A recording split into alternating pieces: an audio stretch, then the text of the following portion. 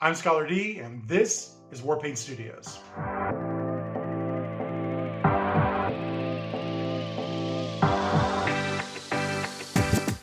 Welcome back to the channel. It's time for an obligatory Space Marine video. So, we're going to be painting Azrael, the Supreme Commander of the Dark Angels. The reason why I chose this one is because this week is a special week. For anyone who's a Dark Angel player, Azrael's been given a brand new sculpt and has gone into pre-order this week with Dark Angel units and bikers. Are there bikers or just Terminators? I think it's just Terminators. Probably just Terminators and Space Marines.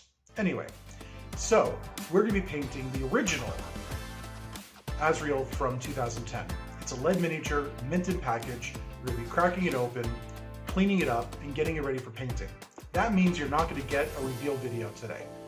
But we will be showing you a reveal video later on when we finish it. So in this video, we're just going to be focusing on cleaning it up, priming it, and doing something called underpainting. You'll see what that process is all about. So let's get started. All right, just to start off and say that, I feel bad about opening this up, but this is its purpose. It's meant to be opened, meant to be put together, meant to be painted, and meant to be used either on the shelf or in a game. Now, growing up, I always felt lead was a huge deal. When you got lead pieces, they were heavy, they were nice, it meant a lot.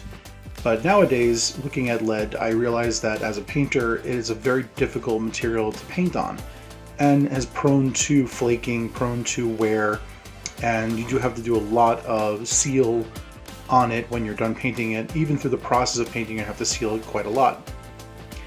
Also, if you look here, you're going to see me removing a lot of the flashing. This is the stuff that comes off of the miniature when you finish production. You pour it into its mold and remove it. So there's a lot of flashing pieces that are like tabs that hang off of it, or even just extra mold lines and sediment that builds up that you have to actually scrape off. Even certain parts of it over time will warp and wear. Like, for example, Azrael's sword here in the box, it got bent out of shape a bit.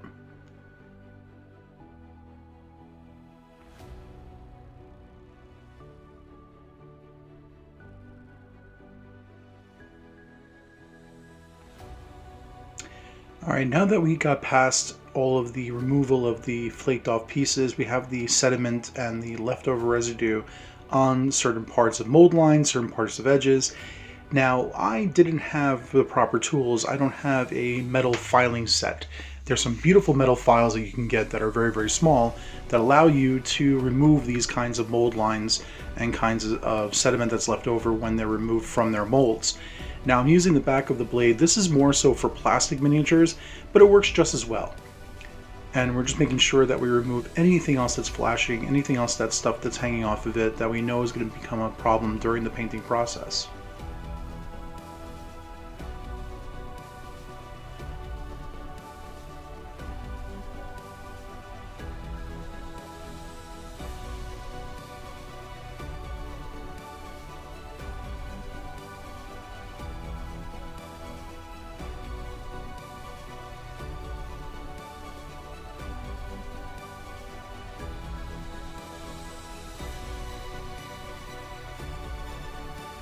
Now that we're done with that, we're going to do a quick modification to the bases. We're going to use a Pebeo texture gel.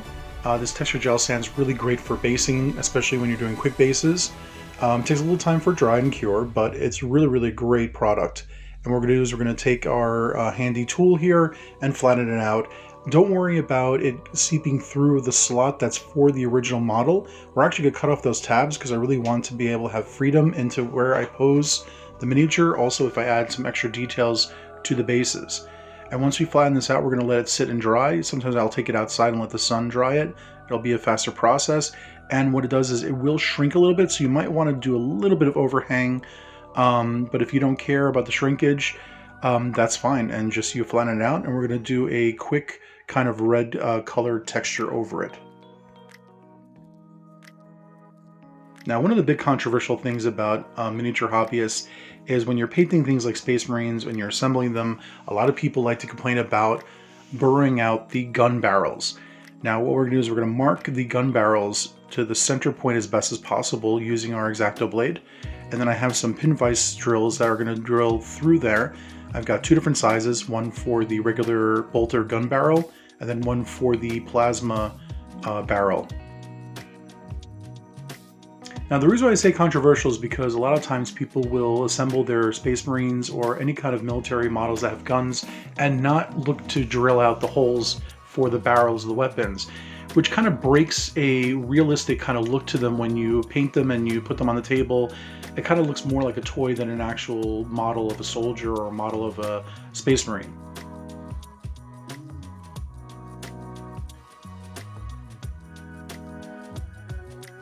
All right, to be honest with you, what you saw when I was drilling out the hole of the gun in his arm is because that happened after this process. I'm actually using some Uhu glue to put together the arm onto the miniature, and I didn't have a lot of glue here that in my studio that can glue pewter together. So I ran into some problems doing that, but it eventually worked out. So I used that as an opportunity to drill out the gun barrels. Finally, we're going to cut off the tabs because we don't really need them because we're actually designing a different kind of base and allowing some more freedom in displaying the figures on those bases. Now, I don't have in the studio any kind of a primer spray. I ran out of my primer spray. So instead, I'm going to do a brush-on primer using gesso, black gesso actually to be honest, mixed with a little bit of a matte medium and thinned out with a little bit of alcohol just to make it a little bit more flow and keep it from breaking the surface tension. We're going to add this on as much as needed and keep it thin as possible. It's fine if it's thin and you do several coats, so long that it doesn't get gloopy and gloppy and ends up taking away the details in your miniature.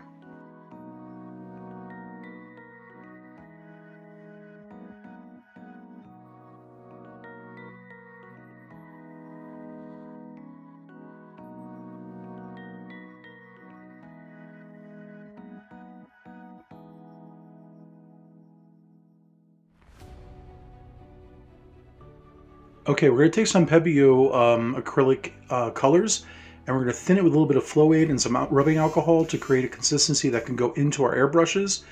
And I'm going to be using my Badger Patriot airbrush for this process. And what we're going to do is we're going to do something called underpainting. Now, this is the colors that you're going to add to the miniature that'll allow it to create more definition and volume in the colors that are being used on the miniature, and also create this contrast using colors instead of just shadows to show depth of what is seen, what is not seen, and things like that. So this color we're going to use for all the undersides of the miniature from looking from the bottom up, and then we're going to use a contrasting color to help lighten or change that green color that we're going to be using on the miniatures for that typical Dark Angel green color.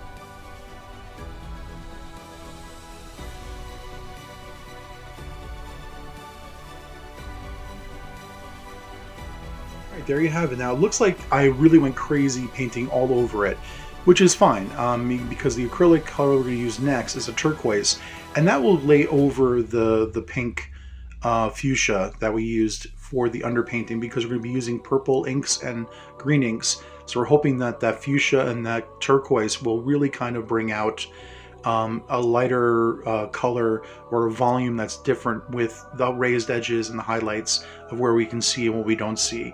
That's in light and in shadow. Now we're going to shoot this from mainly the top, and we're going at a 45-degree angle to a 90-degree angle, hitting all the top sides, so that when you look at it, I know it's hard to see here, you will see parts that are pink and parts that are, or parts that are fuchsia and parts that are turquoise.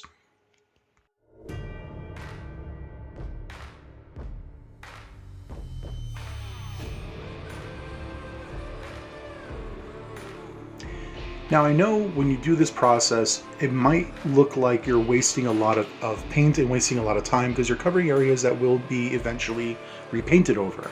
And that is true, you do have to consider that, but sometimes you have to kind of, break the eggs and make the omelet.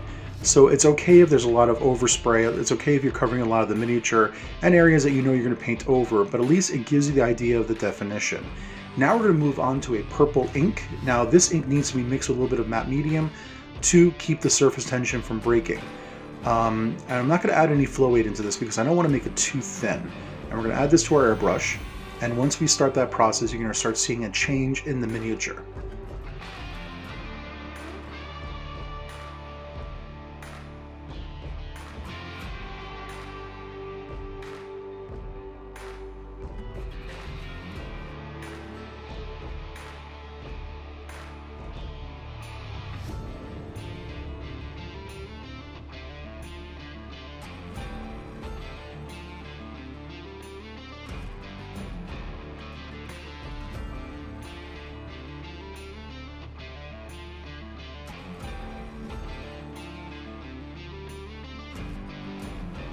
Now you're going to begin to see really nice definition in the robes. You're going to see a lot of volume now between what is shadow and what is light. And I really wanted to bring out the shadows being in purple compared to the light shining over the green, because I thought that the green and the purple would be a really nice combination of colors for these particular miniatures. I'm not really looking to play these characters, but more so just to do a really nice paint job that can look nice on a table or really nice on a shelf. It's not going to be high quality painting where it's like top shelf quality, but just something that looks really good, and also kind of teach you guys the basics of how we paint, especially with volumes and especially with two-tone colors when we do things like underpainting.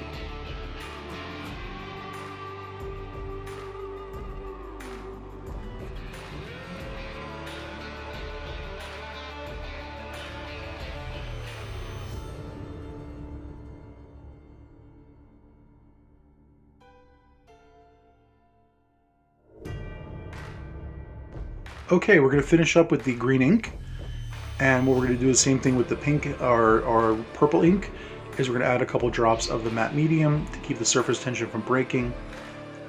It's very important because if you just use straight up ink in your airbrush, it might not lend the same kind of finish that you hope for without that matte medium in it, because it's going to break up, it's going to bead, it's going to have droplets, and that does not look good on your miniature. That's why you need to have something kind of to bind it together and keep that surface tension so it doesn't break on sharp edges or raised edges, and then you get these pooling effects that look more like an ink wash than an actual overpainting.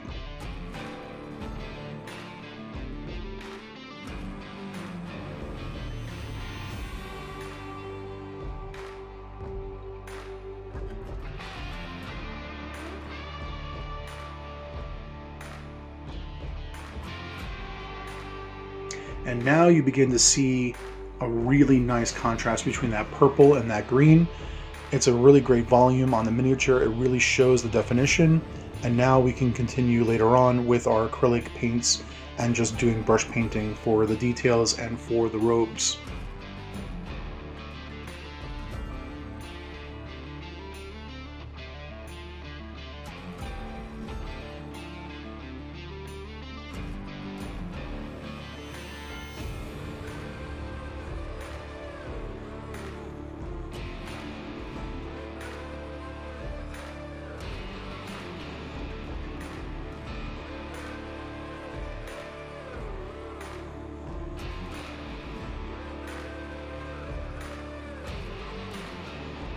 It really makes you feel good when you see this kind of transition come when you're working on an airbrush and you're finishing up the miniature, and you start seeing this change in the miniature, and it kind of makes you feel very accomplished. And it's one of the rare things that gets you to really get into painting and, you know, moving on to that next project or that next miniature or that next step in completing your army or completing your warband or finishing that top shelf quality piece.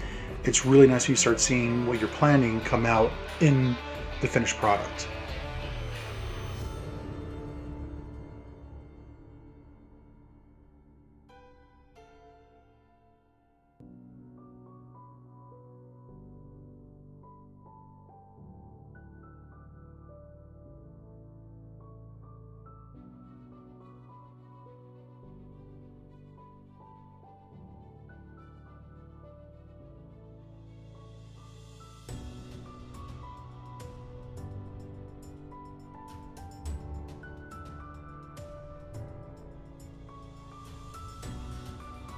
All right, that about covers our first video on getting this model ready to be painted. We're going to move on to brush painting next and working on the robes. Thank you so much for checking out this video. Please remember to like, share, and subscribe.